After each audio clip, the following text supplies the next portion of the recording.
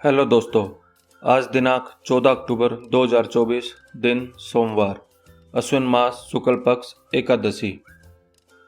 अब खबरें विस्तार से। हरियाणा के नए सीएम के चुनाव के लिए बीजेपी ने अमित शाह को ऑब्जर्वर लगा दिया है। उनके साथ मध्य प्रदेश के सीएम मोहन यादव भी रहेंगे। भाजपा हाईकमान ने 2022 के बाद अमित शाह को पहली बार किसी राज्य में विधायक दल का नेता चुनने के लिए ऑब्जर्वर बनाया है। मार्च 2022 में शाह ऑब्जर्वर बनकर यूपी गए थे। हरियाणा के नए सीएम का शपथ ग्रहण समारोह 17 अक्टूबर को पंचकुला में होगा। उससे पहले 16 अक्टूबर को चंडीगढ़ में विधायक दल की मीटिंग बुलाई गई है, जिसमें दोनों ऑब्जर्वर मौजूद रहेंगे। मुंबई में एनसीपी के नेता बाबा सिद्दीकी की शनिवार रात गोली मारकर हत्या कर दी। सिद्दीकी का जनाजा उनके घर से कब्रिस्तान के लिए रवाना हुआ। उन्हें मुंबई के मरीन लाइन्स स्टेशन के सामने बड़ा कब्रिस्तान में राजकीय सम्मान के साथ दफनाया गया। मुंबई में बारिश के बीच बाबा सिद्दीकी का जनाजा कब्रिस्तान के लिए रवाना हुआ। सिद्दीकी के जनाजे को घर से निकलते ही राजकीय सम्मान दिया गया। जनाजे में सैकड़ों लोग मौजूद थे। पुलिस ने कब्रिस्तान के पास सुरक्षा बढ़ाई। कब्रिस्तान में परिवार के लोगों और वेद करीबियों को ही एंट्री दी गई थी।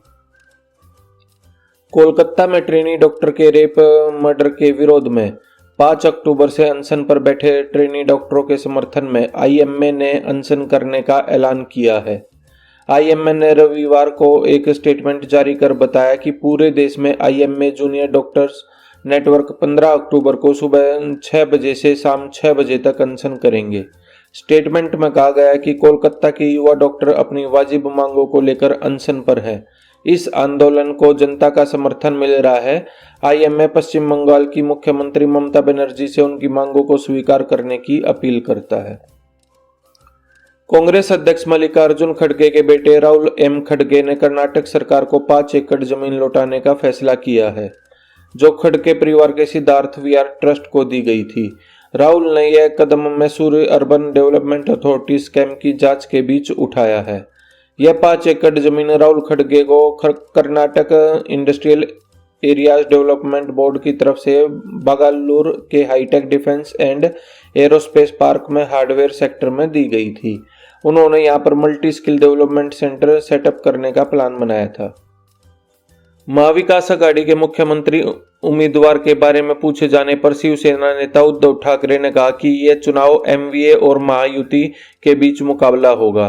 पहले महायुति अपना मुख्यमंत्री उम्मीदवार बताएं, फिर हम कैंडिडेट बताएंगे।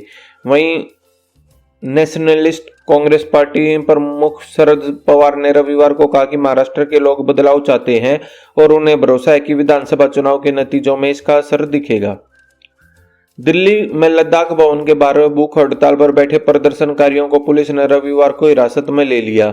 यहां जलवायु कार्यकर्ता सोनम वांगचुक लद्दाख को पूर्ण राज्य का दर्जा देने और 6ठी अनुसूची में शामिल करने की मांग को लेकर 6 अक्टूबर से भूख हड़ताल कर रहे हैं।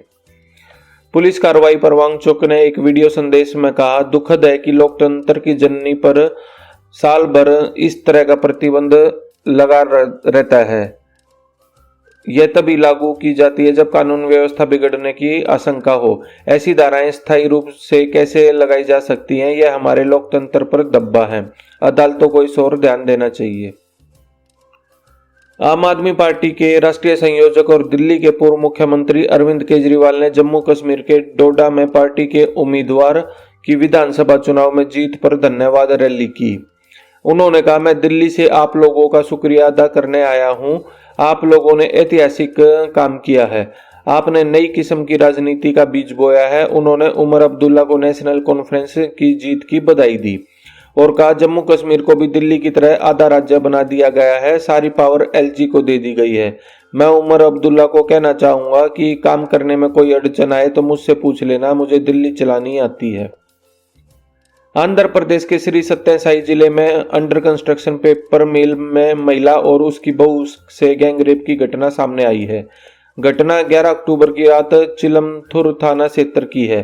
पुलिस अधीक्षक वी रतन ने बताया कि दोनों के पति नलेबोमनीपल्ली इलाके में अंडर कंस्ट्रक्शन मिल में चौकीदारी करते हैं और उसी के कंपाउंड में रहते हैं। 11 अक्टूबर की रात उनके घर के 5 बाइक सवार हंगामा कर रहे थे। जब उन्हें रोका गया तो उन लोगों ने उन पर हमला कर दिया। दोनों महिलाओं के पतियों की पिटाई की और चाकू के बल पर बंधक बना लिया। इसके बाद 4 लोग दोनों महिलाओं को घर के अंदर घसीट ले गए, उनके साथ रेप किया और फरार हो गए। महाराष्ट्र के अमरावती से पूर्व सांसद और भाजपा नेता नवनीत राणा को लेटर मिला है। लेटर में नवनीत को गैंगरेप की धमकी दी गई है। साथ ही कहा है कि उनके घर के सामने गाय को काटा जाएगा। पत्र भेजने वाले ने खुद का नाम आमिर बताया है। उसने 10 करोड़ की फिरौती भी मांगी है। साथ ही पाकिस्तान जिंदाबाद भी लिखा है। आरोपी ने लेटर में अपना फोन नंबर भी लिखा है। जर्मनी के हैम्बर्ग प्रांत में सेकेंड वर्ल्ड वॉर के टाइम का बम मिला। शनिवार को सटर्न सांजे जिले में बम की सूचना मिलने के बाद 300 मीटर के दायरे में रहने वाले करीब 5000 लोगों को सुरक्षित निकाला गया। इसके अलावा पुलिस ने इलाके के रेस्टोरेंट और बार भी बंद करा दिए। पुलिस अधिकारियों के मुताबिक एक प्राइमरी स्कूल के कंस्ट्रक्शन के दौरान ये मिला था। अधिकारियों ने बताया कि बम को सुरक्षित तरीके से डिफ्यूज कर दिया गया। इसे डिफ्यूज करने में करीब आधे घंटे का वक्त लगा था। पाकिस्तान में 15-16 अक्टूबर को शंघाई कोऑपरेशन ऑर्गेनाइजेशन समिट होने वाली है। इसकी तैयारियों को लेकर रविवार 13 अक्टूबर को पाकिस्तानी अधिकारियों की एक बैठक भी हुई। रिपोर्ट के मुताबिक इस बैठक में समिट के लिए राजधानी इस्लामाबाद को बंद करने का फैसला किया जा रहा है। इस समिट में भारत के विदेश मंत्री एस जयशंकर भी हिस्सा लेंगे। उनके अलावा समिट में चीन के प्रधानमंत्री ली कियांग, रूसी प्रधानमंत्री मिखाइल मिशुस्तिन समेत अन्य देशों के प्रमुख शामिल होंगे। लेबनान के रामिया में मौजूद यूनाइटेड नेशंस के बेस पर आज सुबह इजरायली सेना ने हमला किया है। इजरायली सेना के 2 टैंक बेस का मेन गेट तोड़कर परिसर के अंदर घुस गए। घटना सुबह करीब 4:30 बजे की है। जिस दौरान इजरायली टैंक बेस में घुसे उस समय बेस पर मौजूद पीसकीपर्स शेल्टर्स में मौजूद थे। पीसकीपर्स ने जब उनका विरोध किया तो 45 मिनट के बाद इजरायली सैनिक बेस से बाहर निकल गए। पाकिस्तान में शनिवार 12 अक्टूबर को 2 आदिवासी गुटों की आपसी लड़ाई में 11 लोगों की मौत हो गई। मामला कुर्रम जिले का है। पाकिस्तान के अखबार डॉन के मुताबिक घटना में 8 लोग गंभीर रूप से घायल हुए हैं, जिनका इलाज चल रहा है। हालांकि विवाद की वजह अभी पता नहीं चल पाई है। अमेरिकी राष्ट्रपति चुनाव से 23 दिन पहले डेमोक्रेटिक पार्टी की कैंडिडेट कमला हैरिस अपना मेडिकल रिकॉर्ड जारी किया है। इसमें उन्हें पूरी तरह से फिट घोषित किया गया है। कमला ने अपना फिटनेस रिकॉर्ड जारी कर रिपब्लिकन पार्टी के कैंडिडेट डोनाल्ड ट्रंप से भी मांग की है कि वे अपना हेल्थ रिकॉर्ड सार्वजनिक करें। दुनिया के सबसे ताकतवर रॉकेट स्टारशिप का 5वां टेस्ट कामयाब रहा। इस टेस्ट में पृथ्वी से 96 किलोमीटर ऊपर भेजे गए सुपर हैवी बूस्टर को लॉन्च पैड पर वापस लाया गया, जिसे मैकजिला ने पकड़ा। मैकजिला 2 मेटल आर्म है जो चॉपस्टिक्स की तरह दिखाई देती हैं। वहीं स्टारशिप की पृथ्वी के वायुमंडल में री एंट्री कराकर हिंद महासागर में कंट्रोल्ड लैंडिंग कराई गई। स्टारशिप ने जब पृथ्वी के वातावरण में एंट्री की तब उसकी रफ्तार 26,000 किलोमीटर प्रति घंटे की थी और तापमान 1430 डिग्री सेल्सियस तक पहुंच गया था। बांग्लादेश में ढाका के तांती बाजार में पूजा मंडप पर हमले और सतखीरा में जयसोरेश्वरी काली मंदिर में चोरी की घटना पर भारत ने चिंता जताई है। विदेश मंत्रालय ने शनिवार को कहा कि बांग्लादेश में मंदिरों और देवी देवताओं को अपवित्र करने की साजिश हो रही है। इन घटनाओं को सुनियोजित तरीके से अंजाम दिया जा रहा है। Indian music composer AR Rahman ने कमला हैरिस के समर्थन में 30 मिनट का एक वीडियो परफॉर्मेंस रिकॉर्ड किया है। यह video Asian American and Pacific Islanders victory fund संस्था ने रिकॉर्ड करवाया है। इस वीडियो को 13 अक्टूबर को रात 8 बजे AAPI के YouTube चैनल पर लाइव किया जाएगा। दिल्ली पुलिस और गुजरात पुलिस ने एक संयुक्त अभियान में अंकलेश्वर गुजरात में एक ड्रग कंपनी पर छापा मारा और 518 किलो कोकेन बरामद की। इस जब्ती की अंतर्राष्ट्रीय बाजार में कीमत लगभग 5,000 करोड़ रुपए है। इस मामले में अब तक कुल 1289 किलो कोकेन और 40 किलो हाइड्रोपोनिक मारिजुआना बरामद किया जा चुका है। हमास और इजराइल के बीच युद्ध थमने का नाम नहीं ले रहा है। इजराइल पर हमास की ओर से किए गए हमले को 1 साल हो गया है और इसको लेकर नए नए खुलासे आज भी हो रहे हैं।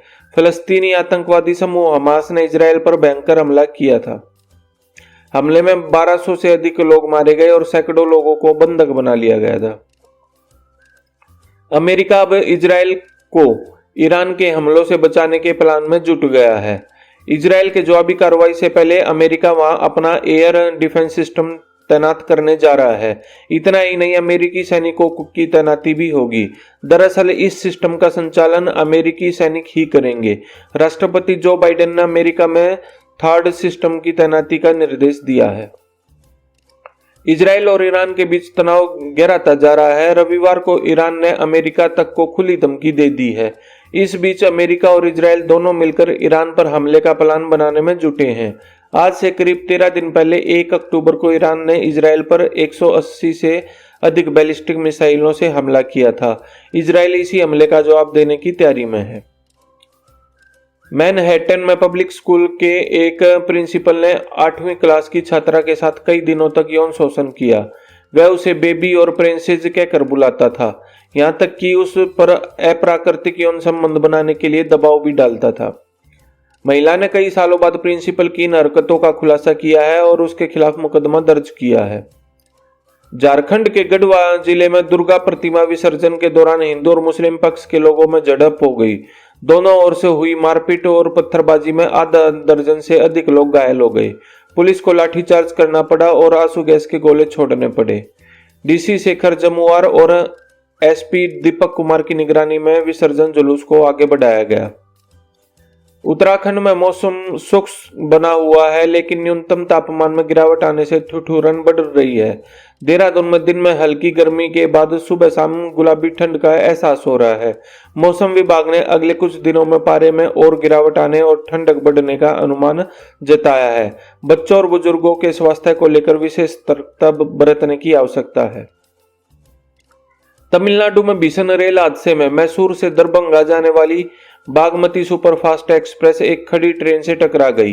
हादसे में कई लोगों के घायल होने की भी खबर है। बताया जा रहा है कि कवारेपट्टी रेलवे स्टेशन के पास हुआ है। घटनास्थल पर रेलवे के अधिकारी पहुंच गए हैं और बचाव कार्य भी शुरू कर दिया गया है। तो दोस्तों, आपको हमारी ये वीडियो कैसी लगी? अगर आपको हमारी ये वीडियो अच्छी लगी हो तो लाइक शेयर सब्सक्राइब करना ना भूलें। Thanks for watching.